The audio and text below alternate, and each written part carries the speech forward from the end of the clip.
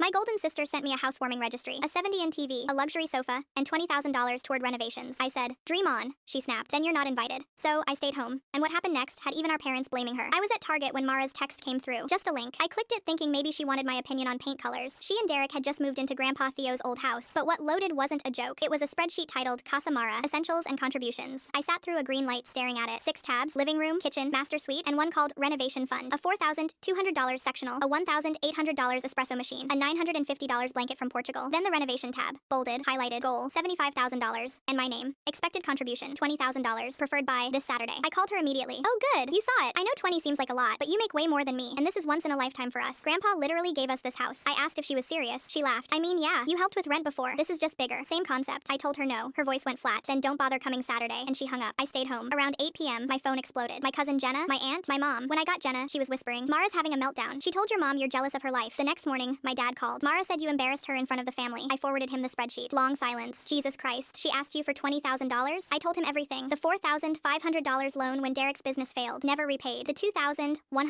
bachelorette trip. 3 months of car payments. It added up to $14,300. He said, I need to talk to your mother. 2 days later, my mom called. Asked for the full history. I sent bank statements, Venmo records, text threads. She replied, I had no idea. That afternoon, Jenna texted. Mara had asked her for $1,200. I sent her the spreadsheet. She called immediately. She hit me up for $600 in July. Then my uncle called. $800 last month for property taxes on a paid-off house. Within 48 hours, 7 family members confirmed the same pattern. Small amounts, urgent reasons, never repaid. My mom called Mara over. I wasn't there, but my dad told me. Mara cried, said I'd poisoned everyone against her. My mom asked how much she'd borrowed total. Mara couldn't answer. My dad said, if you can't manage this house financially, maybe you shouldn't have it. Mara screamed that the house was hers. My dad said, he wanted you to take care of it, not bleed everyone dry. 3 days later, Derek called me. Did Mara borrow $14,000 from you? I said yes. She told me you gave her $500 once? That's it. He'd been going through their accounts. Money wasn't adding up. I sent him the full registry. He hung up. The next morning, Derek's car was gone. He'd left, packed a bag, told Mara he needed space. She called me 16 times. I didn't answer. Then I got an email from Grandpa's estate attorney. Urgent. He needed to discuss a clause in the will. Grandpa had left the house to Mara, but there was a provision. If the inheritor took on debt or demonstrated financial irresponsibility within 3 years, the estate could revert to an alternate heir, me. And Mara had taken out a $60,000 home equity line of credit. The bank flagged it. She'd listed it as essential repairs, but used it for furniture, trips, spa days. Derek didn't know. My parents didn't know. The attorney asked if I wanted to pursue it. That same week, Mara posted a GoFundMe. Goal, $50,000. I sent it to my dad. He replied, absolutely not. She missed her first HELOC payment, then the second. The attorney called again. This time, I said yes. 6 weeks later, Mara got the notice. She showed up at my door, asked if I was really going to take the house. I told her she was going to lose it anyway. At least this way, it stays in the family. Derek filed for divorce 2 weeks later. My parents stopped answering her calls. The house transferred to me 90 days later. Mara moved into a rental. She sent me a letter, 4 pages, said she was sorry, asked if we could start over. I read it twice, then put it in a drawer. Some apologies come too late, not because they're insincere, but because the person you're apologizing to already rebuilt without you. I kept the house, I kept my boundaries, and this time, I kept my peace.